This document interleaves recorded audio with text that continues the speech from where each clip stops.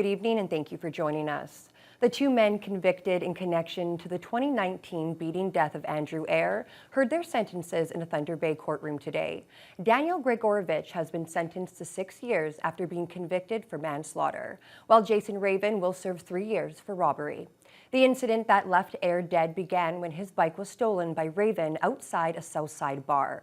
Ayre confronted him, but Raven punched and stomped Ayre's head. After getting back to his feet, Ayre accused Grigorovich, who was also in the area, of stealing his bike. Grigorovich punched Ayre in the head, sending him to the ground. Ayre was taken to hospital, but was taken off life support days later. During today's sentencing, Justice Bruce Fitzpatrick pointed to the senselessness of the events and the impact they've had on Ayre's family as an aggravating factor. Full details can be found at tvnewswatch.com. The health unit is now on the lookout for additional tick-borne illnesses over and above Lyme disease. Doctors and other healthcare professionals here in the Northwest now have to report cases of 3 other diseases transmitted by ticks to the Medical Officer of Health. Joe Sadowski explains. As of July the 1st, the Ministry of Health requires district health units to track these new viruses transmitted by black-legged ticks: the Powassan virus, anaplasmosis, and babesiosis. They're diseases that are more commonly found in areas after a spike in Lyme disease. Public Health Inspector Matt Bradica says Lyme disease cases are now spiking in Ontario, and the province fears that there could be an uptick in these other diseases as well. So the reason why the province is now concerned with monitoring these particular diseases is because they've been looking at what's going on in the United States. And they've been seeing that in the Mideastern states, as well as northeastern states like New York and Connecticut. They've been seeing a wave of these diseases, so anaplasmosis, babesiosis, and Powassan virus. Ticks are nothing new in the region, but due to climate change, black-legged ticks can now survive more easily year-round and establish breeding populations. It's going to become more common. This is because as a result of climate change, the winters are on average becoming warmer, and so these warmer winters, provide an opportunity for these black-legged ticks to survive and expand their area, expand their range within Ontario. The best way to avoid tick-borne diseases is to take the proper precautions to avoid being bitten. We also recommend, wearing an insect repellent that contains either DEET or a keratin. As well,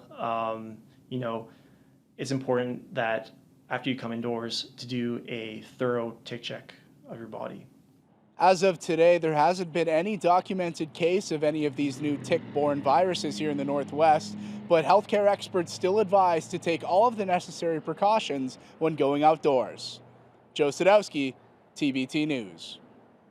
Operations will continue for 3 First Nations police services, which had their funding run out at the end of March. A federal judge has ordered the government to extend the funding for 12 months, criticizing Public Safety Canada for failing to act honorably in its negotiations. Funding talks broke down between Canada and the police services, including Anishinaabe and Treaty 3 Police, which refused to accept the government's terms and conditions. The ruling also removes the obligation to comply with the offending clauses in the First Nations Inuit policing program. Tax breaks for electric vehicle battery manufacturing in Windsor are expected to create thousands of jobs in the province. That's the word from Economic Development Minister Vic Fedeli after Ottawa and Ontario reached an agreement with automaker Stellantis. Siobhan Morris has the details. A welcome sight in Windsor at the future home of an electric vehicle battery plant. Construction is back on at the Stellantis facility after a new deal with the automaker, federal and provincial governments. It's historic, and it's exactly how our country and our province should respond to the IRA. The Inflation Reduction Act, American legislation to incentivize manufacturing stateside. Now the feds have matched what the Americans offered. If they don't make batteries, they don't get the tax credits. And if they make batteries, they can get up to $15 billion in tax credits. No new cash is changing hands, but Ontario's responsible for $5 billion of those tax credits. With 2,500 jobs on the line, thousands more in spin-off work and stiff competition from the U.S., Fedeli argues there is no other option. They've put this huge impediment that says basically, if you don't match this, you're out of business in Canada in the electric vehicle battery production business. And we were just getting started. After almost 2 months under a dark cloud, I can't even speak because I'm so excited. the mayor of Windsor sees the deal as the culmination of many groups and governments working together. It's the college and the university and labor and the city and city council, everyone firmly behind this type of investment, which we all know will have a generational impact. The plant's scheduled to open next year. We don't know if the construction pause will affect that timeline. And that was Siobhan Morris reporting. The Ford government is also investing in more nuclear power. The province has announced plans to build a nuclear plant in Bruce County. It would be the first nuclear power plant built in Ontario in more than 30 years. Bruce County is also one of 2 sites, along with Ignace here in the Northwest, that could be chosen for an underground nuclear waste repository. Scott Miller has more on Ontario's new investment. This is the biggest economic development announcement in the last 40 years for Bruce County, for my community. Construction of Bruce C is at least a decade away, but the process to add 4,800 megawatts of electrical output to the sprawling Bruce Power site starts today. The need is there for that clean electricity. We're going to have to double or triple it as we go forward, and it's important that we get this start. Similar plans for a Bruce C fizzled back in 2006, but today, Todd Smith says it's time to recognize that nuclear energy is the best way for Ontario and Canada to reach net zero carbon emissions by 2050. This time yesterday, we were getting 11 megawatts from the 5,000 installed capacity on our wind turbines.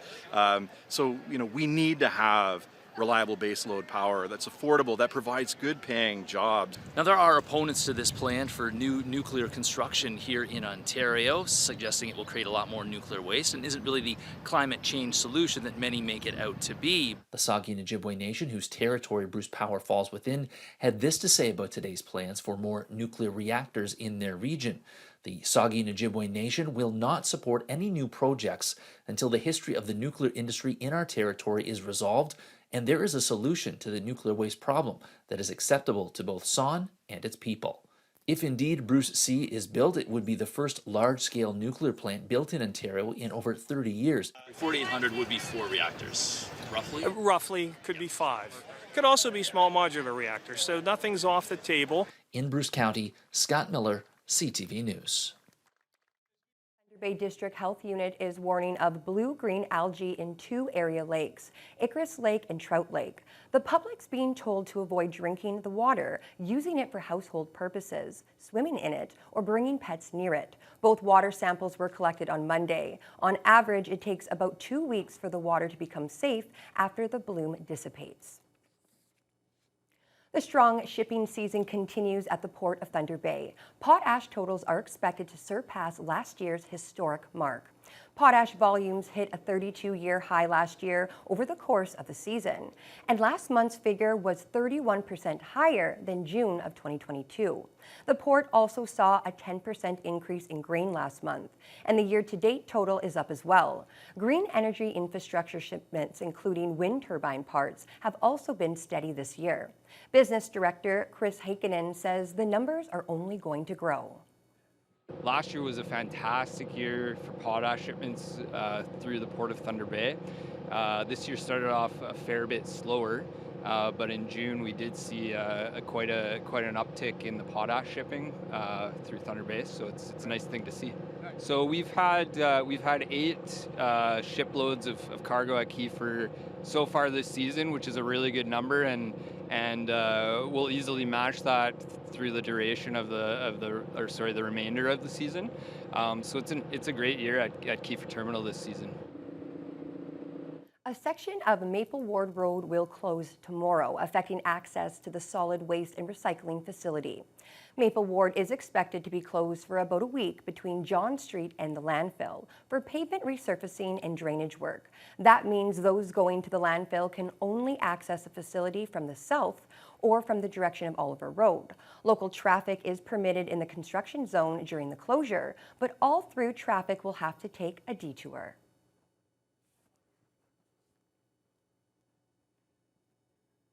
Connecting at-risk youth through skateboarding. Thunder Bay Police and Our Kids Count have launched the first Skate Collab program. It's part of the police service community outreach efforts to help the kids get more comfortable with officers in a fun, active environment. Vasilos Bellos has the story.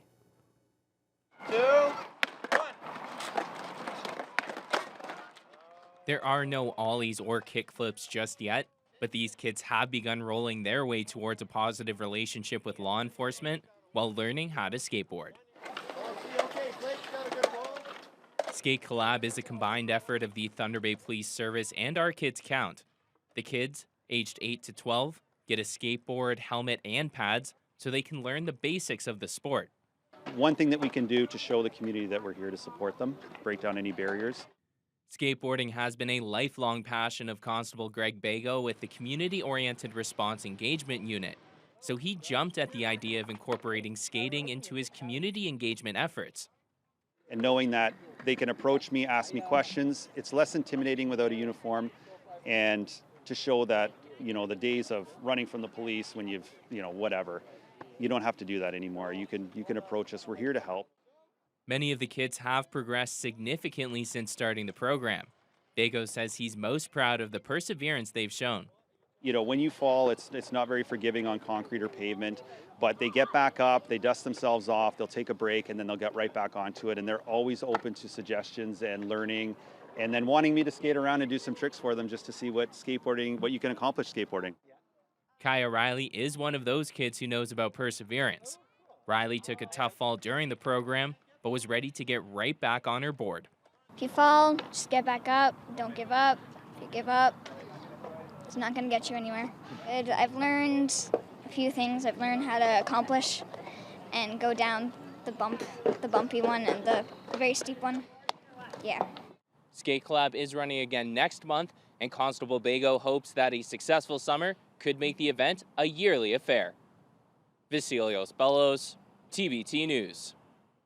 Well, Fiona, I like that messaging behind there. If you fall, just get back up and get back up. Yeah, just get back up. Well, today was a beautiful day out there. Not as humid as it was the last few days, and we had a really nice low start to the day. Yeah, it was very cool in the overnight hours. If you like to sleep with your window open, you probably noticed a difference. It was quite comfortable, low of 7.